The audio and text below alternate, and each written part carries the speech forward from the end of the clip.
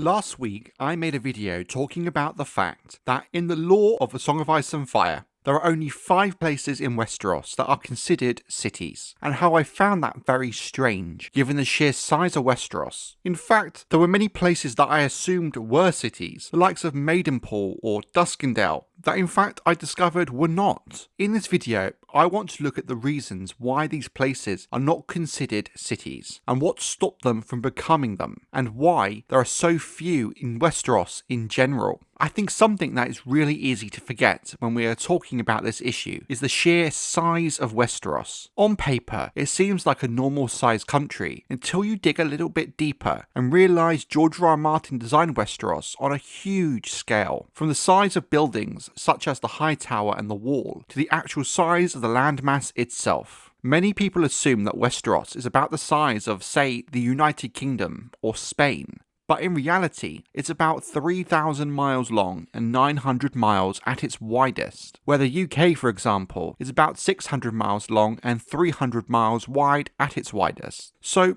you can see the scale we are working at here is huge. Travel times do seem to reflect this in the books as well, with it taking weeks to travel from Winterfell to King's Landing, as we see in the first book. Thus, when we take a look at the official maps we have access to, all the cities, towns, and villages that we know of in Westeros are huge distances apart. I would say for a medieval kingdom the size of England, 5 huge cities with some larger towns and settlements is about right, with some of those larger towns eventually growing into cities as time goes on. From a kingdom the size of Westeros, however, I do agree with many of the commenters in last week's video. It does seem a very low number, especially when you consider the fact that prior to the founding of King's Landing, the 4 cities of Lannisport, Old Town, Gold Town, and White Harbour were centuries, even thousands of years old. It's kind of unrealistic that not a single new city organically grew in that time until Aegon's conquest. But I do think there is an answer to this. When George R. R. Martin created not only his lore, but his world, he took a lot of inspiration from real-world places and history. However, he put his own twist on them, and often scaled them up. I mean, the Wall is Hadrian's Wall, but huge. Casterly Rock is kind of like a bigger Rock of Gibraltar.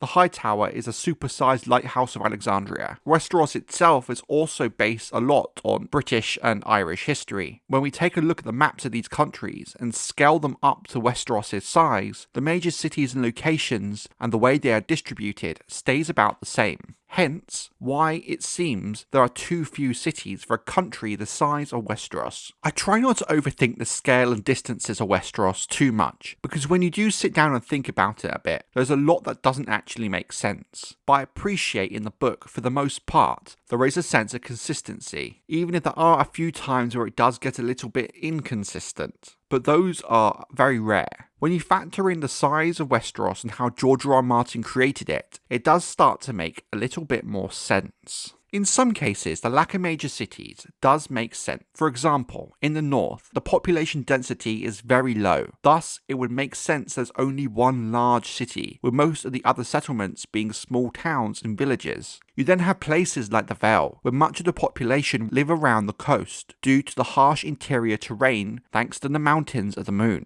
But what about places such as the Riverlands, the most central kingdom in Westeros, which doesn't have a single large city, but does have many large towns? So it kind of seems its population is a little bit more evenly distributed around the kingdom. The same applies to the Stormlands. Lots of large towns, no big cities. But in these 2 cases, I do think there are other larger factors at play other than population I will delve into shortly. While we don't have any hard, confirmed numbers for the population of Westeros, what we do know is the largest city by population is King's Landing, with about 500,000 people calling it home. When you compare this to some of the cities in Essos, you start to see how even King's Landing is small by their standard. While again, we have no hard numbers about the population of Essos and its cities, we do know there are some with multiple millions of people. With it even being mentioned, there are lots of what are considered towns in Essos that are larger in population than King's Landing. So it leads us to an interesting question. Is Westeros, despite its size, quite a low populated place? Kind of. Compared to a normal sized medieval kingdom, it kinda seems average, but in this scaled up world, it does seem a bit on the lower end of things. So when you consider the population of Westeros, the fact there are only 5 cities does start to make a little bit more sense. There are some more firm answers that paint a better picture than using the limited lore we have about the population of Westeros. The reason there are only 5 cities in Westeros, in my opinion, all comes down to economics and politics. Large settlements will often form along key trade routes and nearby resources. They might start off a small fishing village or mining outpost, and over time develop into a key port, trading around the world.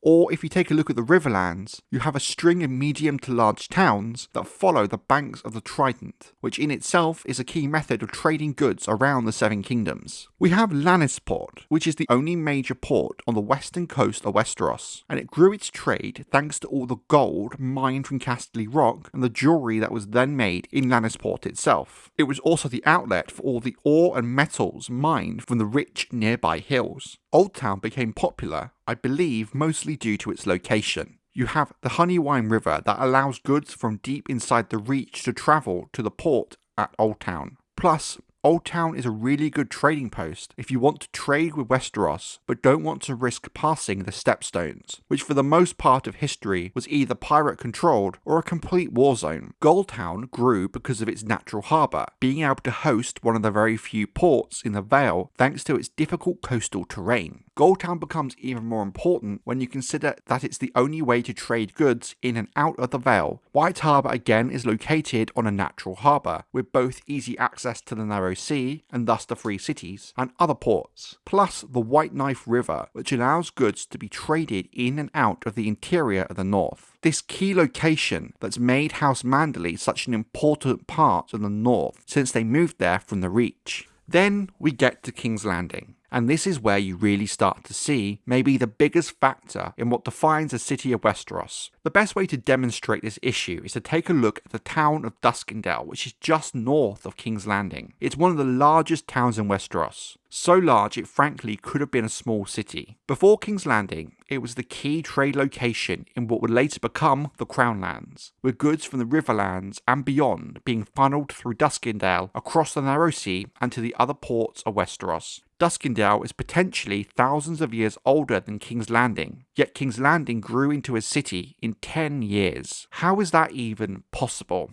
Politics. It's easy to forget until Aegon's conquest. What is now the Crown Lands was almost a no man's land. Over thousands of years, control shifted over the area between the Darkland Kings of Duskendale, the Storm Kings to the south, the countless River Kings in the Riverlands, and eventually the Ironborn via House Hoare. At the time of Aegon's conquest, the land was actively being contested by Harren Hoare and Argilac Durrandon. What is one of the key metrics that helps cities grow? Trade. And what does trade love?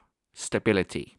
The never-ending shifting borders and the area being an active war zone every 50 years or so isn't stability and isn't going to foster trade. In effect, it stunted the growth of Duskendale and prevented it from becoming Westeros' 5th city. The only reason King's Landing grew so rapidly, in a way Duskendale never did, is thanks to the stability House Targaryen brought, putting an end to the warring of the individual kingdoms. And while House Targaryen's rule wasn't exactly war-free, it was much more stable than the hundreds of petty kingdoms. So why did Duskendale not finally become a city post Aegon's conquest? Why did it in fact start to decline in the 300 odd years since? Simply, King's Landing grew too large and too powerful too quickly. Why would traders from around the world choose Duskendale when King's Landing, which is close to Duskendale, is a better option? But this is also why there are not cities in the Stormlands or the Riverlands. When it comes to the Stormlands, we have the constant issue of shifting borders and conflicts with neighbouring kingdoms. In the south you have the Dornish, who would often raid into the Dornish marches and beyond. Then you also had the Storm Kings often warring with the Kings of the Reach, of House Gardner, and even sometimes the Lannister Kings of Casterly Rock. So while the Stormlands does have many larger towns, none of them were ever able to make the jump into becoming full cities. The The Riverlands speaks for themselves really. The main books show us exactly why there are no cities, but rather lots of mid-sized to large towns. Back into the Age of Heroes and into the Andal invasion, the Riverlands was a patchwork of ever-changing petty kingdoms. So much so, the fact any large towns managed to grow is surprising. But even when the number of kingdoms reduced to the handful that exist when Aegon conquered Westeros, the Riverlands was still a never-ending war zone, contested by one king after another. Even after Aegon's conquest, it was the site of many bloody battles during civil wars. For a few hundred years prior to the conquest, the Riverlands were being contested by the Storm Kings, briefly the Lannister Kings, and of course the kings of the Isles and Rivers of House Hoare. But also, being such a central kingdom, whenever these kings went to war with each other, they often found themselves facing off in the Riverlands, which would in turn impoverish and devastate them. All you had to do was look at the state of the Riverlands after the War of Five Kings, as seen in the main books, to understand how difficult growth can be when you're hosting a large-scale war every decade or so. Oddly, however, I do actually believe that if Aegon the Conqueror had never invaded Westeros, Harren would have stabilised the Riverlands and gone on to have taken the Stormlands and really posed a threat to the remaining kings of Westeros. I think there's a really good chance he could have forged his own Seven Kingdoms. It would have taken much longer and been a lot bloodier than Aegon's conquest, but given time, I think he had the strength and the ability to do it. I assume he would make Harrenhal his capital, and I believe a city would have grown around that castle, kind of like how King's Landing grew around the Aegon fort. Or failing that, Lord Harroway's town could have expanded and become that city. I also suspect Stony Sept, Fairmarket or Pink Maiden could have also have worked as cities in the Riverlands. But I still favour Lord Harroway's town due to its location near Harrenhal and near where the Red, Green and Blue Fork join. The Stormlands is more complicated. I think before the Dance of the Dragons, Tumbleton or Bitterbridge were the closest thing they had to a city. But I can't really see either of them growing into a city in a timeline where Aegon didn't invade.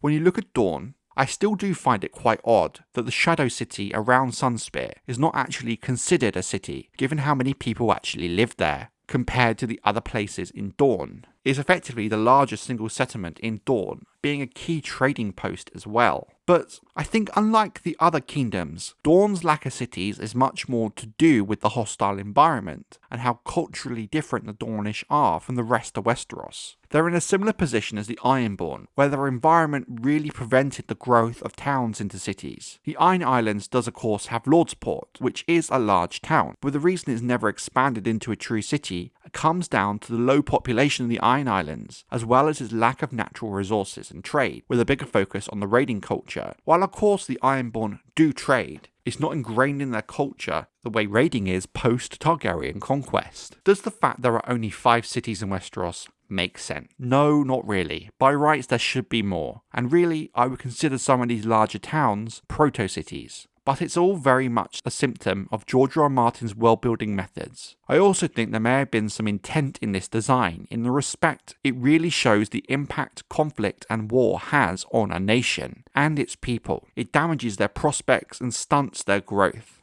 leaving devastation and death in its wake. While Essos is hardly a peaceful place, it is a place that's had several large-scale, stable empires that lasted thousands of years before the First Men even set foot in Westeros, which allowed its towns and cities to dwarf that of Westeros. Westeros, since the arrival of the First Men, has been in a constant state of flux and war. The First Men, the Long Night, the coming of the Andals, the centuries of warring petty kings and shifting borders. It's not until Aegon's conquest that Westeros is united as one, which allowed the kinds of growth that saw the rise of King's Landing. And yet, the Targaryen dynasty only lasted 280 years, the blink of an eye compared to some of the empires of Essos, as Westeros is once again thrown into never-ending chaos.